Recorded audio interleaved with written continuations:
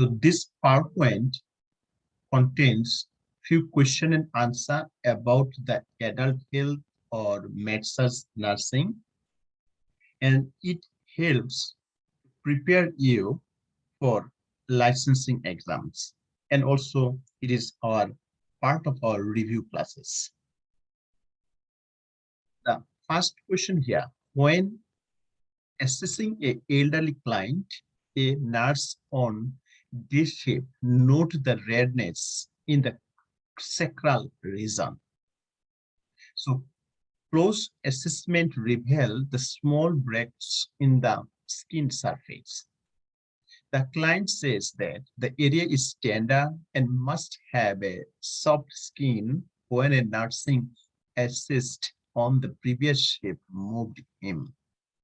And he tells the nurse the nursing assistant on the last shift was a little bit rough, rude, and asked her to look at my bedside, but she told me she was too busy. What should the nurse do first? So here when you read this clinical scenario, we can find out redness in the sacral region and small breaks in the skin. Lost the skin, it means the patient have a pressure ulcer or bed sore. But this question focus about something disciplinary, because the patient requests to the nursing assistant, but what she said, she's too busy. So what I should do when I will participate for this patient here? Number one, prepare incidents report. Also, number two, prepare a disciplinary warning for a nursing assistant. Number three, document the findings. And number four, contact the shift supervisor. So there are four options. Few of them is really important you should do, but what are the most important or first you do, first priorities? The correct answer is keep a documentations. So you can talk to supervisor, right? But first, we keep the documentations. Rational said the nurse must first document the assessment findings. Timely documentation helps ensure the accuracies. The nurse should notify the shift supervisor after completing the documentations, and she must follow the chain of commands.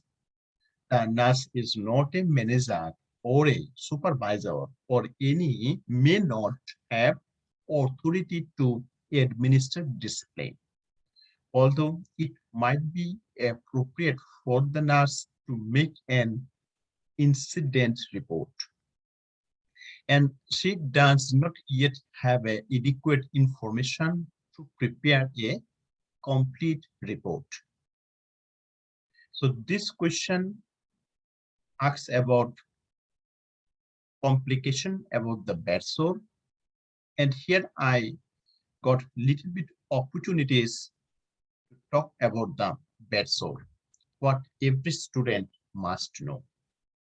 So in this picture, we can see the different stages of ulcer. Stage 1, first picture. Stage 2, second picture. Third one is stage 3, and last one is stage 4. So the outer layer is epidermis, the second layer of the skin called dermis, then subcutaneous fat. This layer is soft tissue and bony area. So the first stage 1, you see this like this picture, the stage 1, the intake the skin with the area of redness or pus Skin is persistent and also non-blenchable, but redness is there, typically over the bony prominence. So this area, the sacrum is there, bony prominent area, which may feel, if you feel it, this area we can feel little bit warm or hot or cold through the when you touch. It is the character of the stage 1 ulcer. And stage 2, this one, you see, partial thickness skin loss and involving the epidermis and dermis.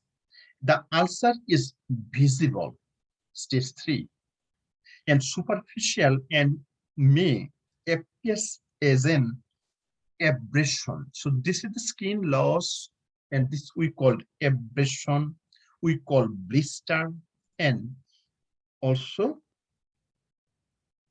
shallow crater, right? And sometimes edema persists and ulcer may become infected. And in this picture, stage 3, full thickness tissue loss with a damaged tooth or necrosis of the subcutaneous tissue. The ulcer, in the picture number 3, ulcer may extend down to, but not go through underlying fascia. An ulcer is appeared as deep crater with or without under under determining of nearby tissues. And stage 4, this one, you see, full thickness tissue loss with a destruction or tissue necrosis occur or damage to the muscle, bones, or supporting structure. So when you say get involved the muscle or bones or supporting structure, stage 4. And last picture is called unstageable. So ulcer is and that stage cannot be determined because it is covered by a dead tissue of the wound. Next question here. For a client with a Graves' disease, which nursing intervention promote the comfort? Right? Your patient diagnosed the Graves' disease. Number 1, restricting intake of oral fluid. Number 2, placing extra blanket. Number 3, limiting intake of high carbohydrate food. And then number 4, maintaining the room temperature in the low normal range. So when a patient is diagnosed by the Graves' disease, which nursing intervention is the priorities out of these 4? The correct answer is maintaining the room temperature in a low normal range, right? So rational said Graves' disease causes the sign and symptoms of hypermetabolism, such as the heat intolerance, diaphoresis means sweating, or excess thirsty and appetite, but weight loss. So if too much sweating or water loss, definitely I will feel thirsty. The Graves' disease patient appetite increase. I eat more, but lose my weight. To reduce the heat intolerance and diaphoresis, the nurse should keep the client's room temperature in low normal range, replace the food lost via diaphoresis. The nurse should encouraging or not restrict intake of oral fluids. Placing the extra blanket on the bed of the client with heat intolerance would cause the discomfort. To provide needed energy and calorie, the nurse should encourage the client to eat high carbohydrate food. So, Graves' disease, we can see that if you palpate the thyroid gland, it should be palpable. And also, exophthalmos is the characteristics. Here a table I want to discuss with you. What are the endocrine glands in the body? And if the secretion is go down, hyposecretion, what are the disease called? And if the secretion is too much, hypersecretion, what disease occur? So first of all, have a look in this picture. So pituitary glands and hypothalamus inside the brain. So pituitary glands secrete growth hormone, ADHD, TSS means thyroid stimulating hormone. So if the growth hormone secretion is go down, patient develop dwarfism, right? So pituitary adrenal insufficiency, because ADH secretion go down. If the TSS secretion go down, patient develop thyroid problem or thyroid deficiency. Also, pituitary hyposecretion can cause hypopholecemia and diabetes insipidus. On the other hand, when pituitary growth hormone secretion is too much, patient develop acromegaly and gigantism or hyperpituitarism. So if the ADH is too much or pituitary secretion is too much, we call pituitary Cushing syndrome or hyperfollectemia, opposite of hypofollectemia. And also patient develop syndrome of inappropriate ADHD. Now go thyroid glands, right? Thyroid glands secrete T3, T4. If the T3, T4 go down, patient develop hypothyroidism. If T3, T4 go down, but TSS should be go up because of body compensatory mechanism. Also, patient develop cretinism or myxedema. In case of child, we call cretinism. When it is in adult, we call myxedema. If T3, T4 secretion is more, hypersecretion, patient develop hyperthyroidism. Other name is called Graves' disease. So this is the thyroid glands. If you see behind the thyroid glands, we will get pairs of gland we call parathyroid. You see that dot parathyroid. This secret PTS means parathormone, and parathormone is important to regulate calcium and phosphorus level in the body. So if the parathormone secretion go down, patient develop hypoparathyroidism. If the parathormone go up, hypersecretion, patient develop hyperparathyroidism. And adrenal cortex. So in this picture or here, you can see the kidney, top of the kidney. This is one small gland we call adrenal gland or suprarenal gland. In this picture here is bigger. So adrenal gland secrete 3 hormones. Okay, steroid hormones we called mineralocorticoid, glucocorticoid, and aldosterone. So if adrenal gland secretion is less, patient develop Addison disease. So adrenal cortex secretion go down, Addison.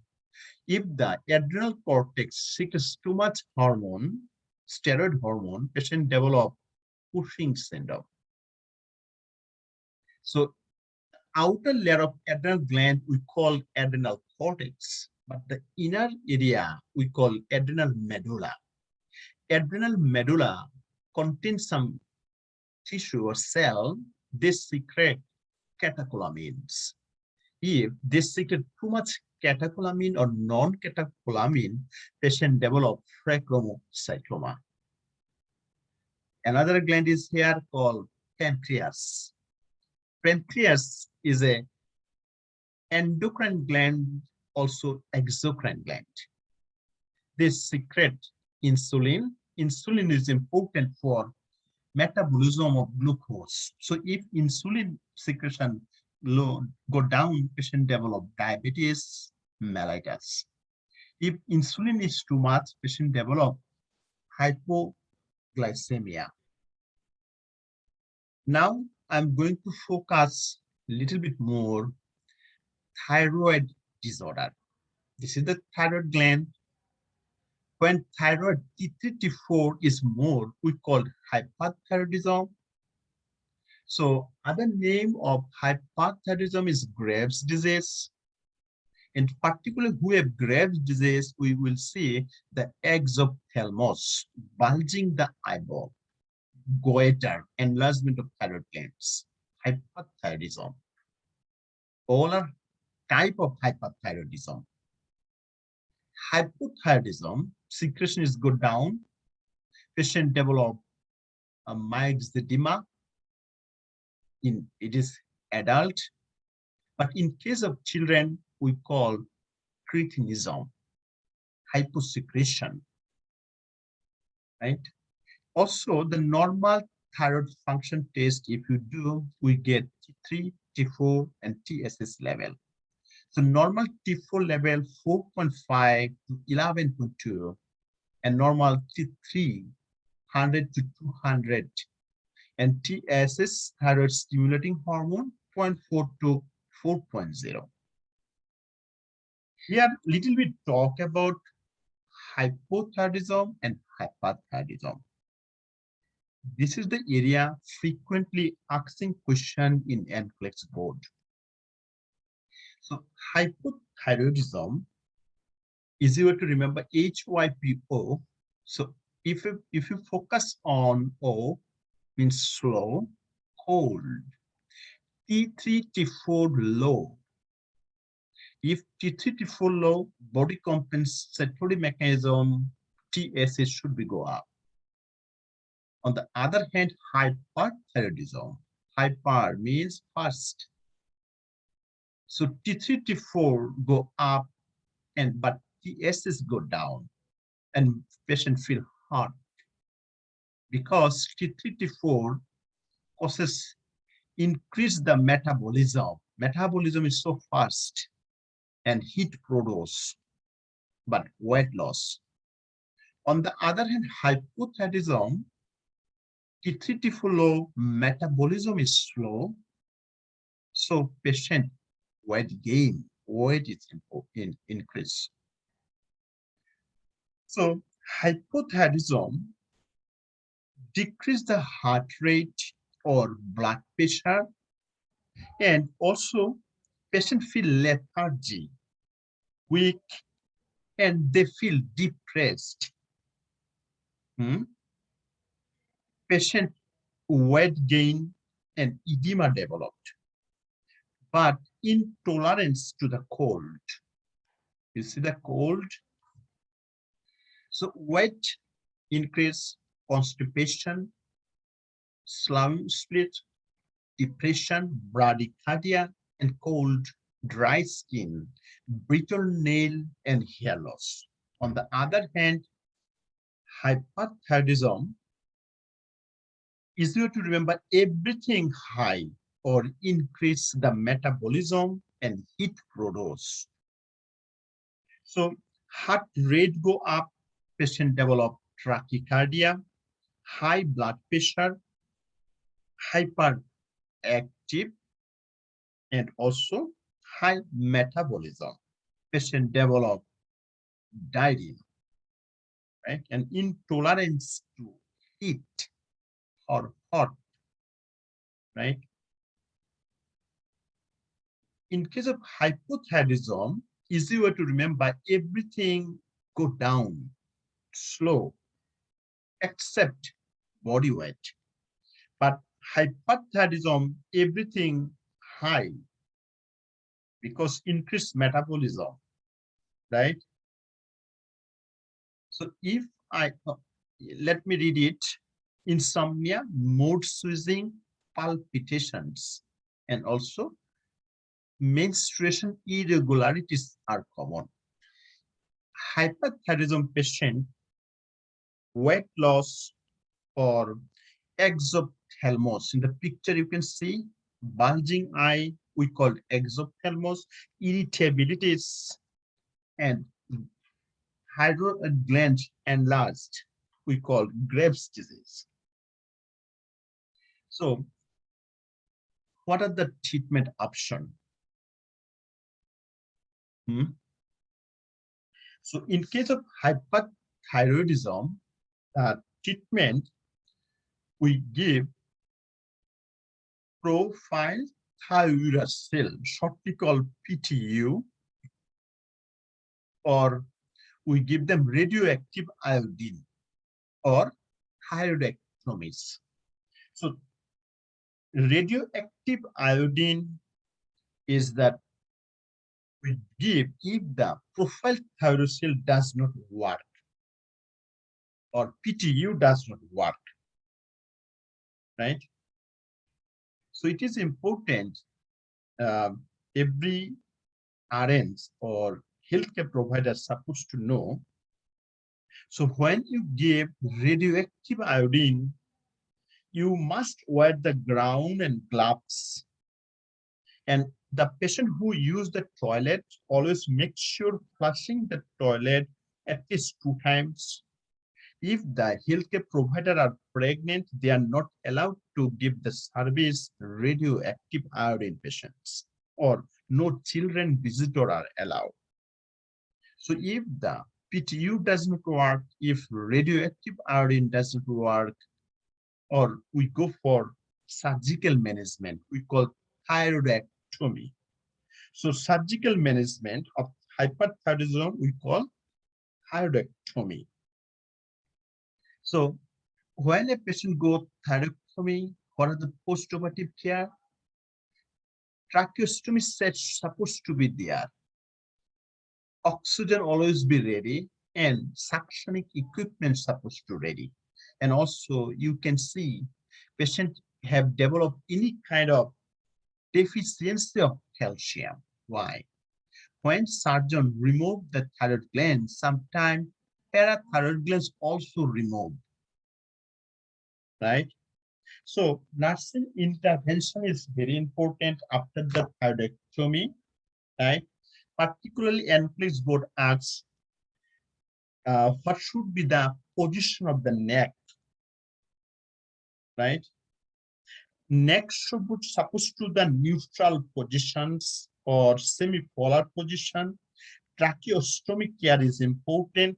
Oxygen is supposed to be there because anytime patient need the suctioning. So the patient who have hypothyroidism, we give them synthyroid or levothyroxine. Easy way to remember, hypothyroidism, it is O, and levothyroxine, LEVO, levo, right? But it is 2 point every student must know about this medication. This medication is good to intake empty stomach or give before the food. And it is good to give this medication at the morning time. And the patient who take levothyroxine, we need to monitoring them for the sign and symptom of hypothyroidism, because this is the T3 and T4. So nursing care, if I talk, so if you give this medication, it is good to check the pulse rate. If we get pulse rate is greater than 110, hold the medication. Also, educate your patient. It take 1 week to work. It takes times to start the work. And also it is important, educate your patient. The patient have to take this medication rest of their life.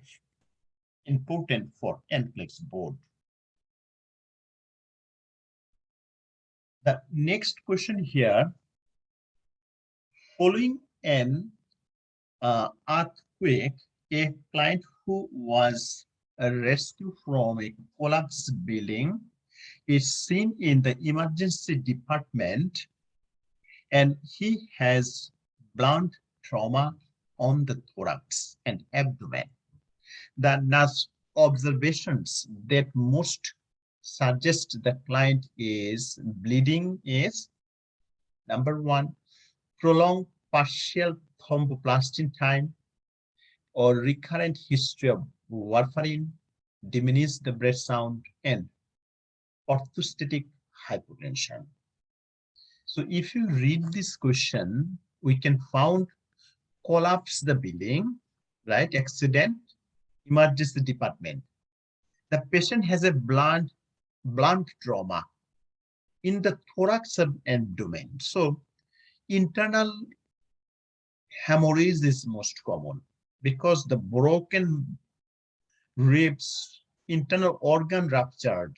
You do not see the bleeding outside. Inside is bleeding.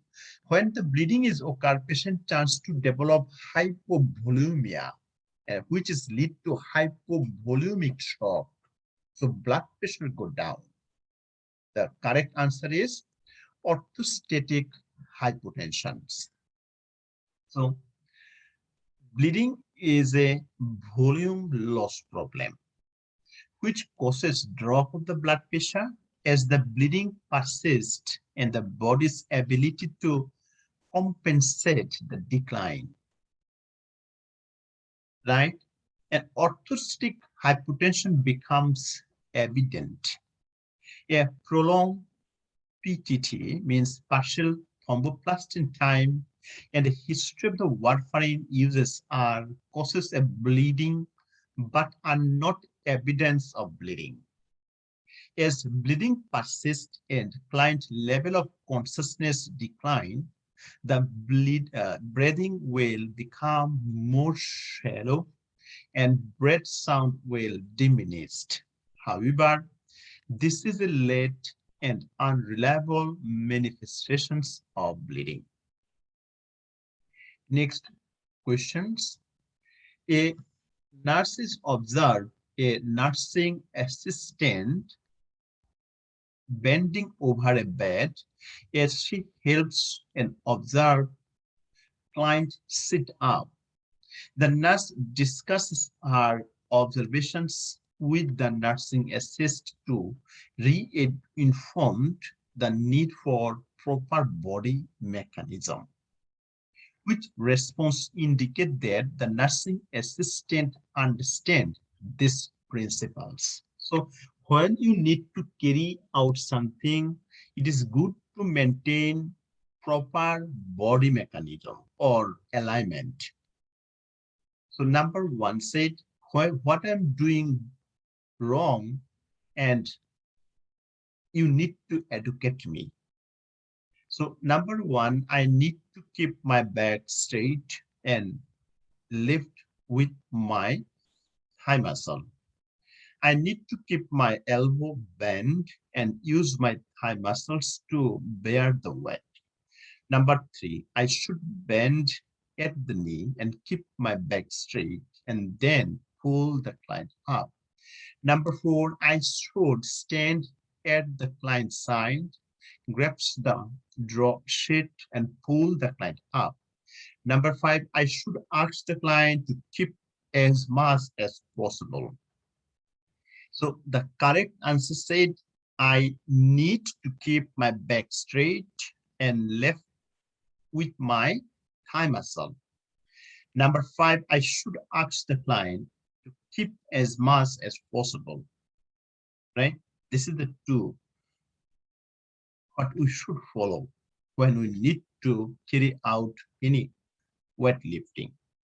So when moving a client, a nurse is least likely to hurt himself or herself if she hold her back straight and left with her thigh muscle. So standing at the client's side places undue the stress on the nurse back. The nurse should encourage the client to help as much as possible to minimize the injuries, right?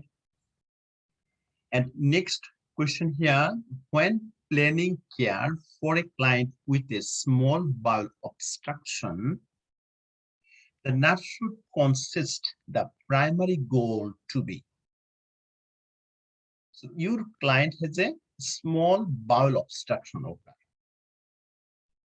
So first consider the primary goal. Number one, reporting pain relief, maintaining body weight. Number three, maintaining fluid balance. And number four, re-establish the normal bowel pattern. So definitely number four is a good choice, but it is not the first priority. My first priority when a patient has a small bowel obstruction, tell your patient not to eat anything by mouth. If I do not eat or do not drink by mouth, it is it would lead to imbalance of electrolyte.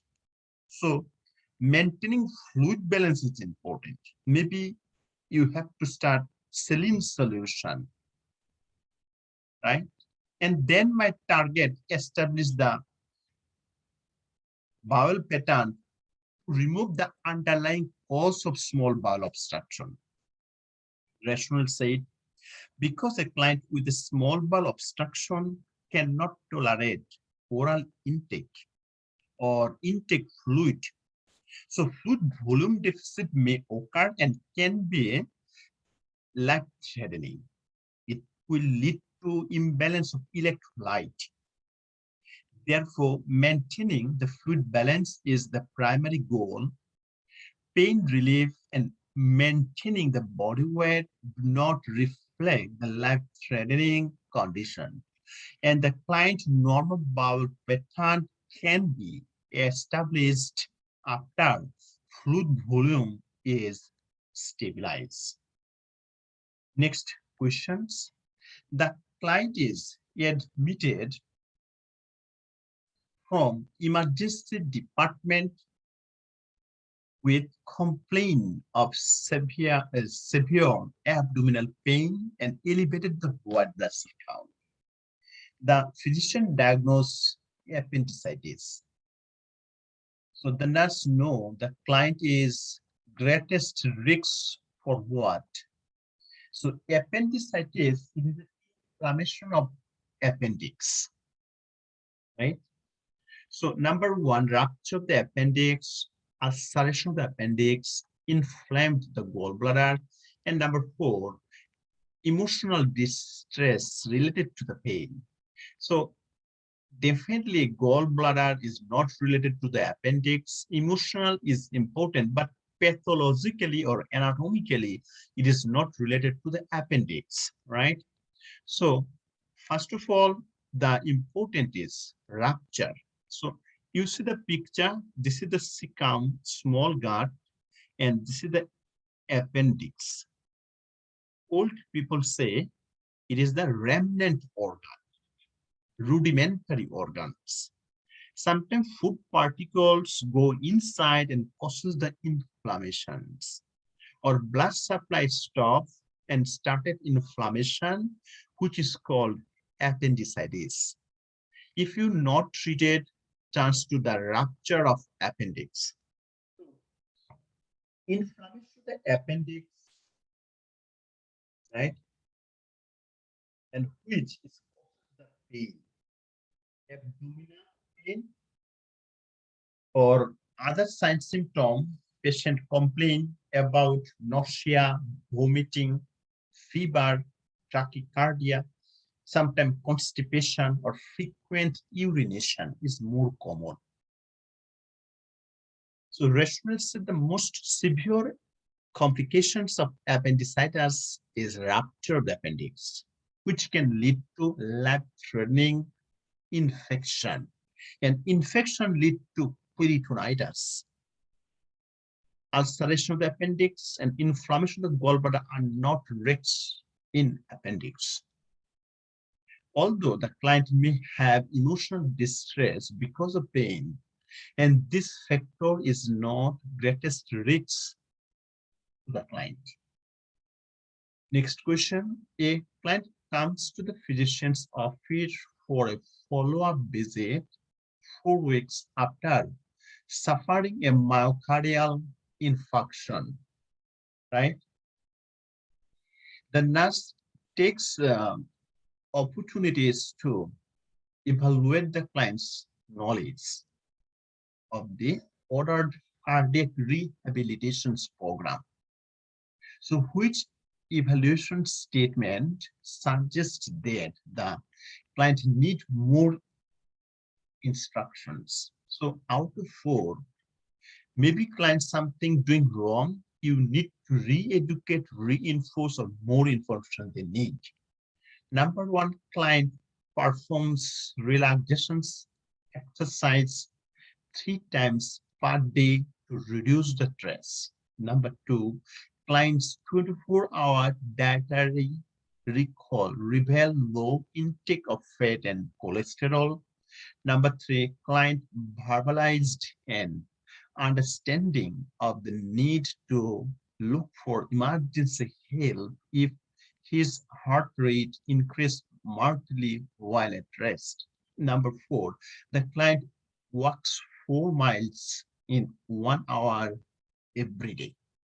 So what is the important out of 4? So perform relaxation exercise, not bad. Client 24-hour dietary recall reveals low intake of fat. So wonderful.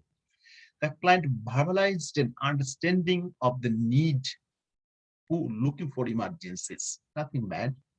So client walk 4 miles in 1 hour. So when you work too much, heart need more oxygen, more blood supply, but your heart is weak because of myocardial infarction. So you do not do much work or walk, right? So Reshwar said the 4 weeks after MI, the client walking program should aim for a goal of 2 miles, not 4 miles in less than 1 hour. Walking 4 miles in 1 hour is excessive and may induce another MI by increasing the heart oxygen demand. Because in MI, the oxygen demand go down, but tissue demand of oxygen increase. Therefore, this client required appropriate exercise guideline and precursor. Performing relaxation exercise following a flow, low fat, low carbohydrate, or looking for emergency help if the client heart rate increase markedly at rest indicate underlying of the cardiac rehabilitation program. For example, the client should reduce the stress which spread the heart rate and thus increase the myocardial oxygen demand. Reducing dietary fat and cholesterol intake helps lower risks of atherosclerosis. A sudden raise in the heart rate while at the rest, it is the warning sign of emergency medical attention because it may signal of life-threatening arrhythmias. And arrhythmia lead to heart failure or cardiac arrest.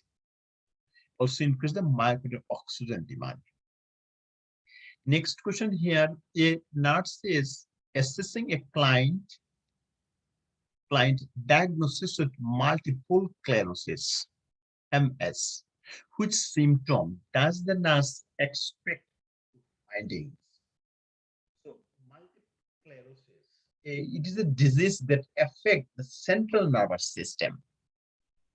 So, which symptom does the nurse expect to find? Vision problem. Number 2, absence the deep tendon reflex. Number 3, tremors at the wrist. Number 4, flaccid muscle. The answer is vision change. Right? So rationals say the vision change such as diplopia or double vision, nystagmus or blurring vision are the symptom of multiple sclerosis. So deep tendon reflex may be increased or hyperactive, not absence. Babinski sign may be positive. Tremors at the wrist are not the characteristics of multiple sclerosis. However, intentional tremor are common in the client with MS. Affected muscle are septic, not a flaccid. So in this picture, we can see the multiple sclerosis patient, the healthy nerves look like this. This is the cell body, and this you can see this is the covering of myelin sheath, right? Where the signal transmitted, and this is the tail. So the patient who have multiple sclerosis disease that affected the central nervous system, the immune system attacked the myelin. So you see the damaged neuron. This is the outer layer is called myelin. Immune system attacked and exposed the fiber, damaged myelin, and problems start. When immune system attack the myelin, the protective layer of around the nerve fiber and causes the inflammation and causes the problems. And this makes it difficult for the brain to send the signal to the rest of the body. The most common symptom patient develop, you see, the vision problem, visual change like double vision or loss of vision, numbness, tingling or weakness, paralysis, headache or dizziness, or pregnancy problem, erectile dysfunction, urinary incontinence, muscle spasticity, right? So how you diagnose the multiple sclerosis? This is the condition can be diagnosed by clinical history and examination by experienced neurologist can do this. And if you ask me, what are the treatment of multiple sclerosis? There is no known cure treatment for multiple sclerosis. So treatment can substantially improve the symptom or symptomatic treatment. Next question here, a client has just been diagnosed with hepatitis A. On assessment, the nurse expected to know. So hepatitis A, or called viral hepatitis, right? Hepatitis is highly contagious liver infection caused by hepatitis A virus, right? So number one, severe abdominal pain radiate to the shoulder, anorexia, nausea, vomiting. Number three, irritations and constipations or abdominal ascites. The correct answer is anorexia, nausea, and vomiting, right?